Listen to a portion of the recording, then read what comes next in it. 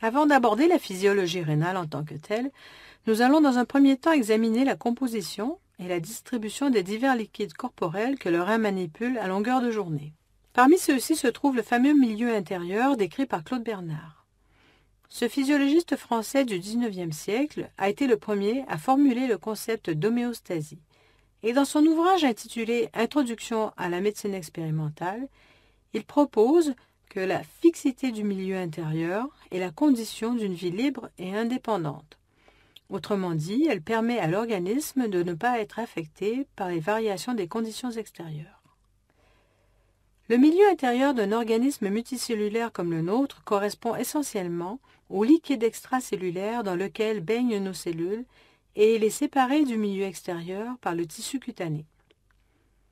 La survie et le fonctionnement de nos cellules sont liés à la stabilité de cet environnement interne, dont les conditions physico-chimiques sont maintenues les plus stables possibles par le rôle fondamental des reins. Avant d'examiner la composition des différents compartiments liquidiens de l'organisme, voici quelques rappels concernant les différentes mesures utilisées pour les concentrations des solutés, suivies de notions sur l'osmolarité des liquides corporels. En général, les concentrations des solutés sont exprimées en molarité, c'est-à-dire en nombre de moles de soluté dissous par litre de solution. La concentration molaire tient alors compte du poids moléculaire du soluté. Dans les liquides biologiques, la concentration des solutés est plutôt exprimée en osmolarité. Cette dernière tient compte du nombre de particules dissoutes plutôt que du nombre de molécules, et le déplacement osmotique de l'eau se fera en réponse à l'osmolarité plutôt qu'à la molarité d'une solution. Bien que toutes les particules dissoutes contribuent à l'activité osmotique d'un liquide, les électrolytes ont un pouvoir osmotique plus puissant que les non-électrolytes, car chaque molécule d'électrolyte se dissocie en au moins 2 ions. Par exemple, une molécule de chlorure de sodium produit 2 fois plus de particules solubles qu'une molécule de glucose qui ne se dissocie pas. Et une molécule de chlorure de calcium en produira 3 fois plus. L'osmolarité représente donc le nombre d'osmoles, c'est-à-dire de particules à activité osmotique par litre de solution. Quant à l'osmolalité, elle représente la concentration en osmoles par kilogramme de solvant. Les concentrations en électrolytes des liquides corporels sont aussi parfois exprimées en milli-équivalents par litre. Cette mesure prend en compte le nombre total de charges électriques d'une solution. Comme nous le verrons dans un moment, l'eau est le principal composant de notre organisme. Les liquides corporels sont donc des solutions très diluées et leur concentration s'exprime en millimoles, milli-équivalents ou milliosmoles par litre. Une petite précision concernant l'osmolarité et l'osmolalité des liquides corporels. L'osmolarité représente le nombre d'osmoles par litre de solution, alors que l'osmolalité est le nombre d'osmoles par kilogramme de solvant. L'osmolarité est influencée par le volume des solutés et par la température de la solution, alors que l'osmolalité ne l'est pas. La température des liquides corporels varie peu, et les substances osmotiquement actives y sont dissoutes dans de l'eau. Comme la densité de celle-ci est égale à 1, l'osmolalité et l'osmolarité des liquides corporels sont presque identiques. Pour les cours de physiologie rénale, nous utiliserons les concentrations osmolaires, plus précisément milliosmolaires, et elles seront donc exprimées en milliosmoles par litre d'eau. Si on compare entre elles les osmolarités de 2 solutions, elles sont dites iso-osmotiques lorsqu'elles ont la même osmolarité. Si une des 2 solutions contient une quantité plus importante d'osmoles, elle est dite hyperosmotique par rapport à l'autre, et si elle en contient moins, elle est alors hypoosmotique. Quant à la tonicité, elle décrit l'effet d'une solution sur le volume cellulaire. Lorsqu'une cellule est placée dans une solution qui la fait gonfler, c'est que de l'eau entre dans la cellule et la solution est dite hypotonique par rapport à la cellule. Elle est isotonique si le volume cellulaire ne change pas et hypertonique si elle fait sortir l'eau de la cellule qui se met alors à rétrécir. Attention à ne pas confondre osmolarité et tonicité. L'osmolarité est mesurable. Elle représente le nombre de particules à activité osmotique par litre d'eau. La tonicité ne se mesure pas mais s'observe. L'osmolarité de deux solutions peut être comparée, alors que la tonicité compare toujours une solution avec son effet sur une cellule. Nos liquides corporels sont essentiellement des solutions aqueuses contenant de l'eau et des solutés dissociés ou non. Ces solutions sont présentes dans des compartiments de dimensions variables qui échangent les uns avec les autres à travers des membranes lipidiques. Le milieu intérieur, autrement dit le liquide extracellulaire, est séparé du liquide intracellulaire par la membrane cellulaire et il est lui-même composé de deux grands compartiments, le plasma et le liquide interstitiel séparés eux-mêmes par la paroi capillaire. La lymphe est comprise dans le compartiment interstitiel où elle joue un rôle important, comme nous le verrons par la suite. Il y a en fait très peu d'eau libre dans l'espace interstitiel entre les cellules. Dans cet espace, le liquide est associé à du tissu conjonctif et à des filaments de protéoglycanes, ce qui forme une sorte de gel qui l'empêche de se déplacer sous l'effet de la gravité. Le rôle des reins dans la stabilité du milieu extracellulaire est primordial, car de celle-ci dépend la stabilité du volume et de la composition du liquide intracellulaire, toutes deux essentielles au fonctionnement de la cellule. Pour ce faire, les reins vont donc maintenir le volume et la composition du liquide extracellulaire à l'intérieur de limites physiologiques très étroites. L'importance de cette régulation est évidente lorsqu'on voit qu'une diminution de la natrémie, c'est-à-dire de la concentration plasmatique de sodium, en dessous de 120 milliosmoles par litre par exemple, va entraîner une entrée d'eau par osmose dans les cellules. Ceci peut avoir des conséquences au niveau cérébral puisque les neurones sont enfermés dans la boîte crânienne incompressible. Les symptômes peuvent aller de la douleur à la confusion mentale, au coma et à la mort. De même, si la kaliémie, c'est-à-dire la concentration plasmatique de potassium, augmente au-dessus de 5 milliosmoles par litre, le rapport entre la concentration externe et interne en potassium, qui est habituellement de l'ordre de 30, est diminué et le potentiel membranaire devient moins négatif.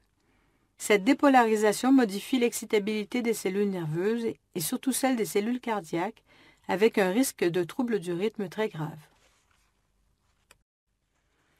Nous allons maintenant aborder la composition des liquides corporels en commençant par la substance la plus abondante, l'eau, qui est le principal solvant dans tous les liquides corporels. Ainsi, chez un jeune adulte en bonne santé, elle représente plus de la moitié de la masse corporelle.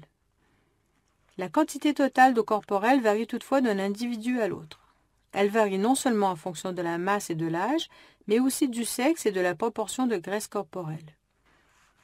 À cause de leur faible masse graisseuse et osseuse, les nourrissons sont composés de plus de 70% d'eau, comme le montre la qualité veloutée de leur peau. Après l'enfance, la quantité d'eau corporelle diminue tout au long de la vie pour atteindre 45% du poids corporel chez la personne âgée. Un homme jeune et en bonne santé est composé à 60% d'eau et une jeune femme de 50%. Ceci est dû au fait que le corps de la femme contient plus de tissus graisseux et moins de muscles que celui de l'homme. De tous les tissus corporels, le tissu adipeux est celui qui est le moins hydraté. Il contient au maximum 20% d'eau, et en fait même l'os contient plus d'eau que la graisse. En revanche, le muscle contient environ 65% d'eau. Les personnes avec une masse musculaire élevée ont donc proportionnellement plus d'eau corporelle. L'eau corporelle se répartit essentiellement dans deux grands compartiments liquidiens. Les 2/3 occupent le compartiment intracellulaire, lui-même composé de millions de petits compartiments, les cellules. Chez un homme adulte de 70 kg, la référence en physiologie, le liquide intracellulaire représente environ 28 litres d'eau sur un total de 42. Le tiers restant se situe à l'extérieur des cellules. Ce liquide extracellulaire, de 14 litres au total, représente l'environnement de chacune de nos cellules, le milieu intérieur du Claude Bernard. On peut le diviser en deux sous-compartiments. Le plasma, c'est-à-dire la fraction liquidienne du sang, d'un volume d'environ 3 litres, et le liquide interstitiel de l'espace intercellulaire, qui est d'environ 11 litres. Notons toutefois que sont en général inclus dans le compartiment interstitiel d'autres liquides extracellulaires comme la lymphe, le liquide cérébrospinal, l'humeur aqueuse de l'œil, les sécrétions gastro-intestinales, etc. On ne peut pas bien sûr mesurer directement le volume de chacun de ces compartiments liquidiens. Il est toutefois possible de les estimer indirectement en mesurant la dilution d'une quantité connue d'un marqueur qui se distribue uniformément, uniquement et entièrement dans le compartiment que l'on veut mesurer. Le volume de distribution du marqueur dans le compartiment, donc le volume du compartiment lui-même, est égal au rapport de la quantité de marqueur qui a été administrée sur la concentration de marqueur mesurée une fois l'équilibre atteint. Le marqueur idéal pour ce genre de technique doit posséder les propriétés suivantes. Il doit se distribuer de façon homogène dans tout le compartiment, il ne doit pas passer dans un autre compartiment, il ne doit pas être synthétisé ou métabolisé par l'organisme, et finalement il ne doit pas présenter de toxicité. Peu de substances répondent à ces critères et la plupart tendent à surestimer ou à sous-estimer le volume des compartiments liquidiens. 3 compartiments liquidiens peuvent être mesurés à l'aide de divers marqueurs isotopiques ou non. Il s'agit de l'eau corporelle totale, du liquide extracellulaire et du liquide plasmatique. Le volume du liquide intracellulaire et du liquide interstitiel ne peuvent pas être mesurés et devront donc être estimés tels qu'indiqués dans le tableau. Des marqueurs de faible poids moléculaire pouvant franchir la membrane cellulaire, comme l'urée et l'éthanol, vont se distribuer dans tous les compartiments liquidiens et donc permettre de mesurer le volume d'eau corporelle totale. Il existe aussi des marqueurs isotopiques, comme l'eau tritiée dans laquelle tout ou partie des atomes d'hydrogène a été remplacé par du tritium. De faibles concentrations d'eau tritiée peuvent être employées pour mesurer le volume d'eau totale. Elles se comportent comme l'eau normale et se répartissent relativement rapidement dans tous les compartiments corporels. Des marqueurs pouvant franchir la paroi vasculaire, mais trop gros pour traverser la membrane cellulaire, comme le mannitol et l'inuline, ou encore isotopiques, comme le sodium 24 ou le chlore 36, vont servir à estimer le volume du liquide extracellulaire. Et finalement, des marqueurs de poids moléculaire élevés, qui restent dans l'espace vasculaire et ne rentrent pas dans les globules rouges, comme le bleu Evans, qui se fixe à l'albumine plasmatique, ou encore l'albumine marquée à l'iode 125 ou 131, servent à mesurer le volume du liquide plasmatique. Lorsque l'on connaît le volume plasmatique, il est possible de calculer le volume sanguin total à partir de l'hématocrite, puisque ce dernier nous donne la proportion de sang occupée par les hématies. La fraction des globules rouges par rapport au sang total est obtenue après centrifugation et sa valeur moyenne est comprise entre 35 et 45% chez l'homme. On calcule ensuite le volume sanguin total en divisant le volume plasmatique par 1 moins l'hématocrite. Pour ceux qui le souhaitent, essayez maintenant de calculer à partir des informations suivantes les volumes plasmatiques et sanguins de ce patient. Pour voir la réponse, passez à la diapositive suivante.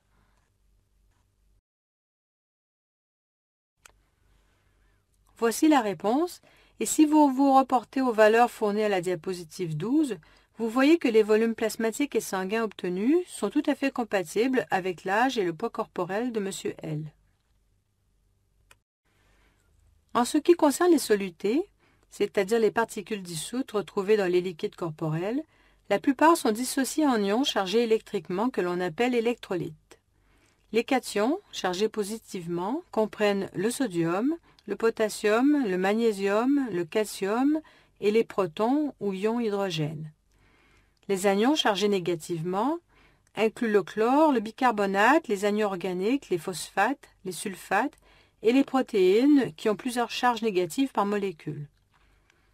Les solutés non électrolytes ont des liaisons, en général covalentes, qui les empêchent de se dissocier lorsqu'en solution et donc de générer des particules chargées électriquement. C'est le cas de molécules organiques comme le glucose, les lipides, la créatinine, un produit du métabolisme musculaire, et l'urée, formée dans le foie lors de la dégradation des acides aminés. Malgré l'importance physiologique de certaines de ces substances comme le glucose, certains acides aminés et l'urée, ces particules ne constituent qu'une toute petite fraction des particules dissoutes à activité osmotique.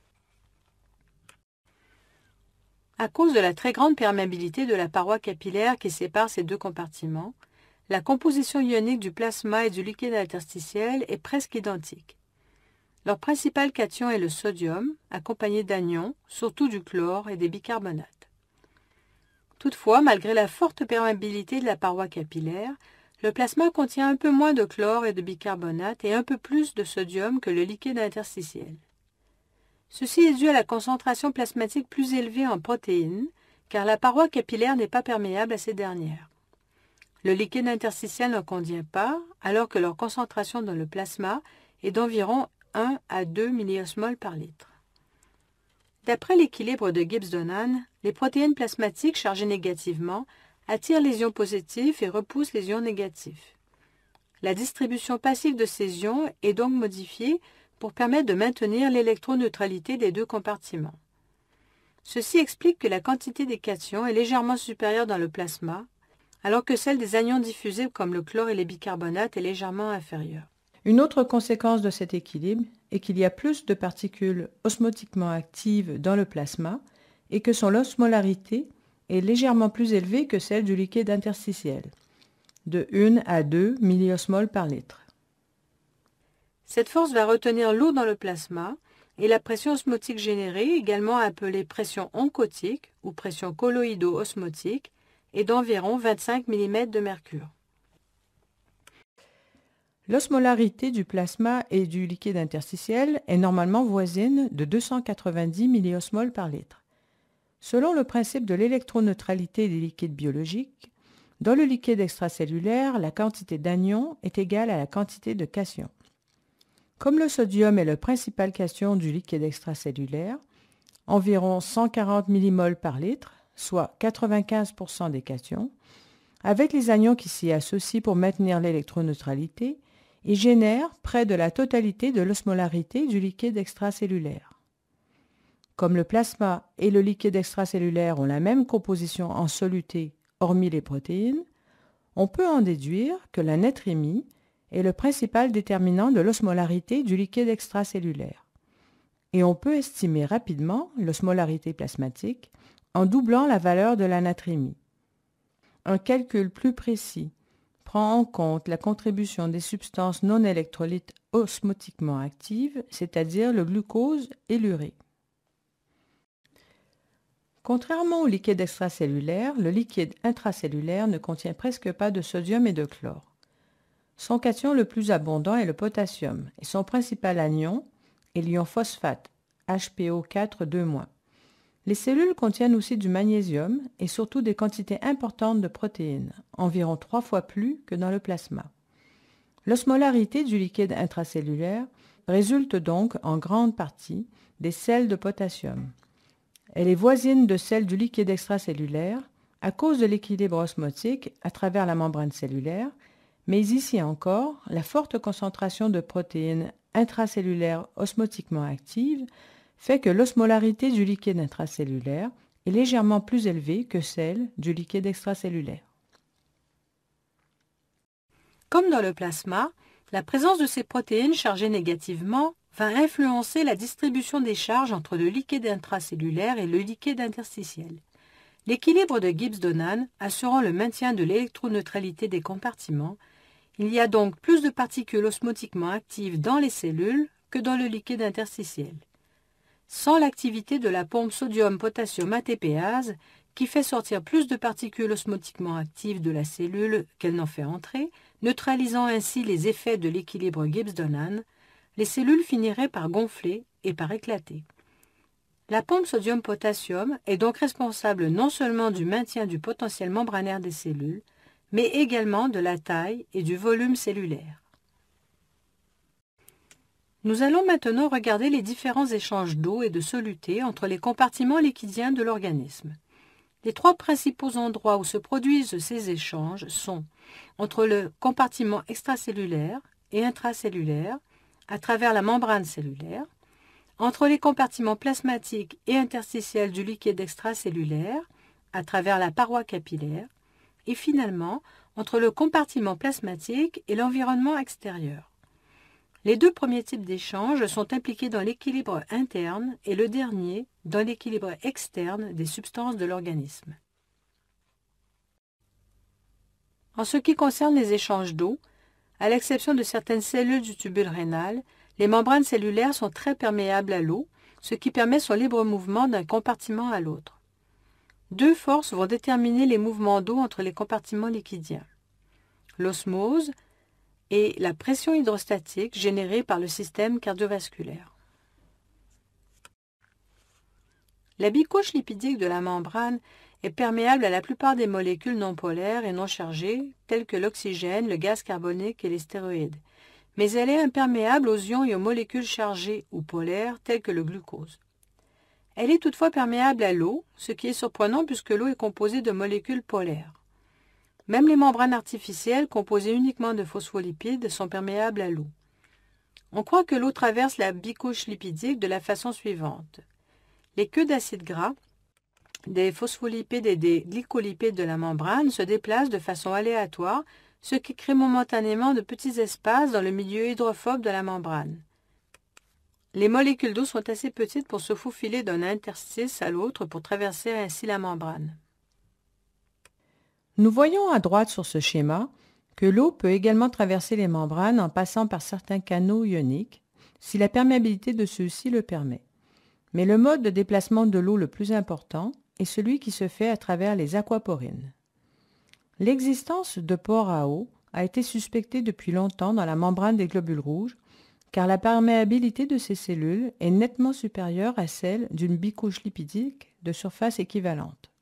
Il y a maintenant plus d'une dizaine d'années que l'aquaporine 1 a été mise en évidence et clonée à partir des globules rouges.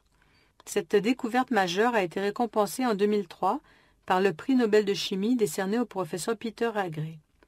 Les aquaporines sont des protéines spécialisées dans le transport de l'eau et actuellement 11 sous-types différents ont été identifiés chez les mammifères. Voici une simulation du fonctionnement d'une aquaporine créée par une équipe de l'Université de l'Illinois. Il est estimé que près d'1 milliard de molécules d'eau, les petites sphères rouges et blanches sur cette animation, passent chaque seconde par le canal formé par une aquaporine. La sphère jaune nous montre le trajet effectué par une seule molécule d'eau. La simulation a révélé que la sélectivité du passage de l'eau est apportée par une rotation de la molécule d'eau à mi-parcours, que vous pourrez voir avec un peu de patience.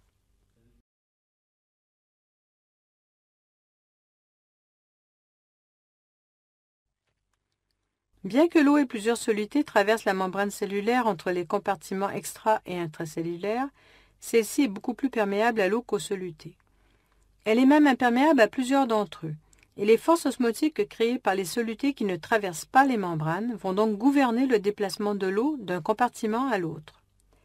En ce qui concerne le liquide extracellulaire, les solutés non diffusibles sont principalement le sodium et ses anions associés, et pour le liquide intracellulaire, il s'agit du potassium et de ses anions associés. La forte perméabilité des membranes à l'eau et son déplacement sous l'effet des gradients osmotiques fait que, à part les petites variations liées à l'équilibre de Gibbs-Donan, l'osmolarité est la même dans presque tous les liquides corporels et sa valeur est d'environ 300 milliosmoles par litre. Comme le plasma est en contact direct avec le milieu extérieur au niveau du tube digestif et des reins, il est possible de perdre ou de gagner de l'eau ou des solutés et de modifier ainsi la composition des liquides corporels. Le liquide extracellulaire est donc toujours le premier à subir des changements de volume et d'osmolarité, et ceux-ci vont ensuite se transmettre au liquide intracellulaire. Nous allons dans les prochaines diapositives examiner diverses situations qui affectent le volume ou l'osmolarité du liquide extracellulaire et regarder l'impact de ces modifications sur la distribution de l'eau entre les compartiments intra- et extracellulaires. Afin de simplifier les choses, nous allons dans ce cours laisser de côté le prototype classique de l'homme adulte de 70 kg pour utiliser les valeurs moyennes mesurées chez la femme de 60 kg, car ceci nous donne des chiffres ronds avec une proportion corporelle d'eau de 50%, soit 30 litres répartis en 10 litres de liquide extracellulaire et 20 litres de liquide intracellulaire. À l'équilibre, l'osmolarité des compartiments est identique à environ 300 milliosmoles par litre et nous avons le même nombre d'osmoles par litre dans les liquides extra- et intracellulaires, soit 3000 et 6000 milliosmoles respectivement. Un gain de liquide isoosmotique, comme ici l'infusion ou l'ingestion de 3 litres d'une solution saline, va affecter uniquement le volume du liquide extracellulaire qui va augmenter de 3 litres sans changer celui du liquide intracellulaire qui restera stable à 20 litres. Comme l'apport de liquide est isoosmotique, il n'y aura pas de mouvement d'eau entre les compartiments et l'osmolarité de ceux-ci ne changera pas. Nous qualifierons cette situation d'expansion isoosmotique du compartiment extracellulaire. Le liquide en excès va se répartir dans tout le compartiment extracellulaire et se distribuera entre les compartiments plasmatiques et interstitiels proportionnellement à la dimension de chaque compartiment. Ainsi, comme le compartiment plasmatique représente le quart du liquide extracellulaire, il recevra le quart, soit 750 ml, des 3 litres infusés ou ingérés. Une perte de 3 litres de liquide isosmotique, comme lors d'une diarrhée sévère ou une hémorragie, a les effets inverses, c'est-à-dire une diminution du volume du liquide extracellulaire, toujours avec la proportion 1 quart, 3 quarts entre les compartiments plasmatiques et interstitiels, sans changement du volume du liquide intracellulaire ni de l'osmolarité des différents compartiments. Il n'y a toujours pas de mouvement osmotique d'eau entre les compartiments. Nous sommes ici dans une situation de contraction isoosmotique du compartiment extracellulaire. Un gain de 3 litres d'eau pure dans le compartiment extracellulaire, comme lors de l'ingestion de quantités importantes d'eau, va augmenter le volume du liquide extracellulaire, mais également diminuer son osmolarité. Ceci va entraîner un mouvement d'eau vers le compartiment intracellulaire selon le gradient osmotique instauré. À l'équilibre, l'eau en excès sera répartie dans les deux compartiments extra- et intracellulaires proportionnellement à la taille de chaque compartiment. Comme le compartiment intracellulaire contient 2 fois plus d'osmol que le compartiment extracellulaire, son volume augmentera de 2 litres et celui du compartiment extracellulaire d'1 litre. Dans les deux compartiments, l'osmolarité sera diminuée par le surplus d'eau et on parlera alors d'expansion hypoosmotique. Finalement, une perte de 3 litres d'eau pure par le compartiment extracellulaire, par exemple dans le syndrome de diabète insipide, où nous perdons de grandes quantités d'eau dans les urines, se traduira par une diminution du volume et une augmentation de l'osmolarité du liquide extracellulaire. L'eau du compartiment intracellulaire se déplacera alors vers le compartiment extracellulaire selon le gradient de concentration. À l'équilibre, la perte d'eau se fera dans les deux compartiments, et ce proportionnellement à leur taille initiale. Le compartiment intracellulaire perdra les 2 tiers de son eau, soit 2 litres, et le compartiment extracellulaire 1 litre. Dans les deux compartiments, l'osmolarité sera augmentée par la perte d'eau et on parlera alors de contraction hyperosmotique. Les exemples que nous venons de voir nous montrent que tout changement aigu de l'osmolarité et donc de la tonicité du liquide extracellulaire va entraîner des mouvements d'eau dans ou hors des cellules et modifier leur volume. Une baisse de l'osmolarité extracellulaire déplace l'eau à l'intérieur des cellules. Comme nous l'avons vu au début du cours, les effets les plus néfastes sont observés au niveau cérébral, car le gonflement des neurones augmente la pression intracrânienne avec des conséquences qui peuvent, selon la sévérité du déséquilibre, engendrer des maux de tête, des convulsions, de la confusion et un coma. À l'inverse, une hausse de l'osmolarité et donc de la tonicité du liquide extracellulaire fait sortir l'eau des cellules qui rapetissent. Au niveau cérébral, ceci engendre une chute de la pression intracrânienne avec ici aussi un risque de convulsion, confusion et coma. Toutefois, en cas de changement chronique de l'osmolarité extracellulaire, ces effets disparaissent car les cellules s'adaptent et régulent leur volume en modifiant de diverses façons la composition du milieu intracellulaire. Nous allons maintenant regarder rapidement les échanges des solutés entre les liquides extra- et intracellulaires, et plus particulièrement ceux des cations. En effet, les anions ne traversent pas facilement la membrane cellulaire puisqu'ils sont repoussés par les protéines anioniques intracellulaires qui, elles, ne sont pas diffusibles. En conditions physiologiques normales, La pompe sodium-potassium est le principal mécanisme responsable des échanges d'électrolytes entre le milieu intracellulaire et extracellulaire. Elle participe à la création du potentiel membranaire et elle maintient le sodium à l'extérieur des cellules, ce qui garde constant le volume cellulaire. Nous pouvons également citer l'exemple de l'échange sodium-proton, qui joue aussi un rôle important dans le volume cellulaire, mais aussi dans le contrôle du pH extra- et intracellulaire. Certaines conditions liées à des déséquilibres ioniques vont entraîner des déplacements de cations de part et d'autre de la membrane cellulaire, toujours en échange avec d'autres cations pour préserver l'équilibre électrique des compartiments. Par exemple, une diminution importante de la kaliémie et donc de la concentration en potassium du liquide extracellulaire va induire une sortie de potassium des cellules en échange avec du sodium ou des protons. Ceci peut éventuellement avoir un impact sur la natrémie ou le pH sanguin. Lors d'une diminution du pH sanguin, comme celle rencontrée dans l'acidose métabolique, les protons en excès du liquide extracellulaire vont entrer dans les cellules, ce qui va provoquer une sortie de sodium ou de potassium. La sortie de sodium n'a pas d'impact important sur la natrémie, qui est déjà importante, mais par contre, la sortie de potassium peut élever significativement la kaliémie. À l'inverse, dans l'alcalose métabolique, les protons vont sortir des cellules, toujours en échange avec une entrée de sodium ou de potassium. Ici aussi, l'effet de l'entrée du sodium sera négligeable, puisqu'il sera expulsé par la pompe sodium-potassium. Par contre, l'entrée de potassium peut entraîner une hypokaliémie sévère. Nous allons maintenant aborder les échanges à l'intérieur du compartiment extracellulaire qui se produisent de part et d'autre de la paroi capillaire entre le plasma et le liquide interstitiel.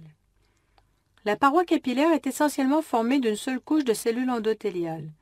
Les substances la traversent soit directement à travers les cellules endothéliales, soit en passant entre les cellules, et dans certains capillaires, comme par exemple ceux du glomérule rénal, par des ouvertures dans les cellules endothéliales appelées fenestrations. Les substances nutritives comme le glucose et les déchets métaboliques, de même que l'oxygène et le dioxyde de carbone, vont s'échanger principalement par diffusion. Les échanges de liquides ont un impact moins important. Ils servent surtout à équilibrer les volumes liquidiens des deux compartiments. Ils vont s'effectuer essentiellement par filtration, sous l'effet des différences de pression de part et d'autre de la paroi capillaire. Les deux pressions qui vont déterminer les échanges liquidiens sont la pression osmotique et la pression hydrostatique, qui est la force exercée par le liquide contre une paroi, ici le sang contre la paroi vasculaire. Ces pressions sont parfois appelées forces de Starling, du nom du physiologiste anglais qui les a décrites en premier. Sur cette figure, nous voyons comment sont déterminées la direction et la quantité des échanges entre les deux compartiments sous l'effet de ces forces de Starling. Une de ces forces est le gradient de pression hydrostatique.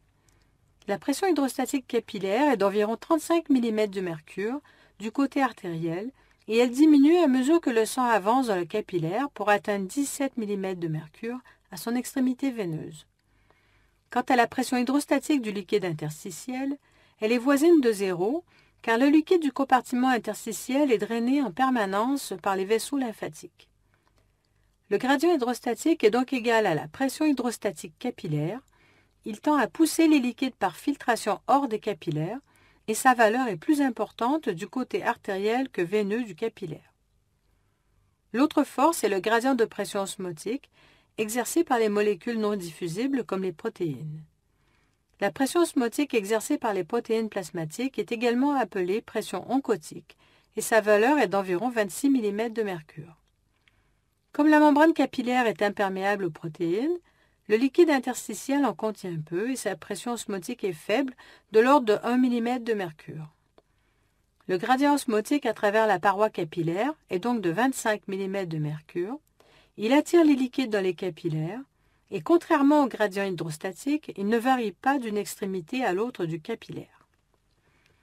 La pression nette de filtration tient compte de toutes ces forces et si on la calcule, on voit que la pression hydrostatique domine à l'extrémité artérielle avec une pression nette de filtration de 10 mm de mercure qui force les liquides à sortir du capillaire. A l'inverse, la pression osmotique domine à l'extrémité veineuse du capillaire avec une pression nette de filtration négative de -8 mm de mercure qui force les liquides à revenir dans la circulation sanguine. Les valeurs des deux pressions de filtration ne sont pas identiques et la quantité de liquide filtré du capillaire artériel vers le compartiment interstitiel dépasse légèrement celle qui est réabsorbée en sens inverse. Il en résulte une perte nette de liquide dans le liquide interstitiel d'environ 2 ml par minute et donc de presque 3 litres par jour. Ce liquide est récupéré par les capillaires lymphatiques et retourné au compartiment plasmatique par le conduit thoracique qui se déverse dans la circulation veineuse. À l'équilibre, le drainage lymphatique permet donc de maintenir inchangés les volumes des compartiments plasmatiques et interstitiels. Vous verrez plus en détail les caractéristiques de la circulation lymphatique lors des cours de physiologie cardiovasculaire.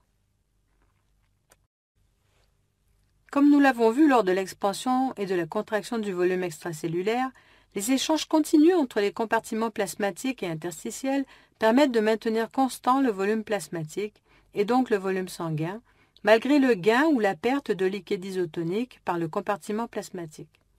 Cette fonction de tampon du compartiment interstitiel permet de prévenir une hausse ou une chute trop rapide du volume plasmatique et ainsi de maintenir une circulation sanguine normale.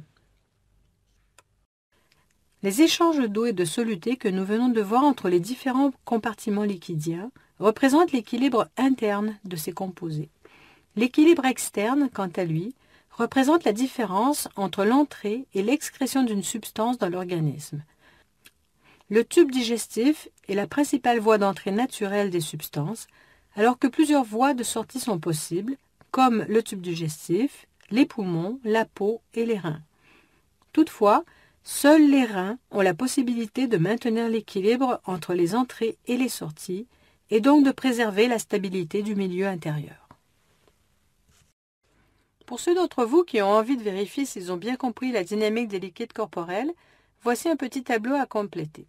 Il s'agit d'indiquer à l'aide des symboles que je vous propose les variations de l'osmolalité et du volume du liquide extracellulaire et du liquide intracellulaire dans les différentes situations proposées.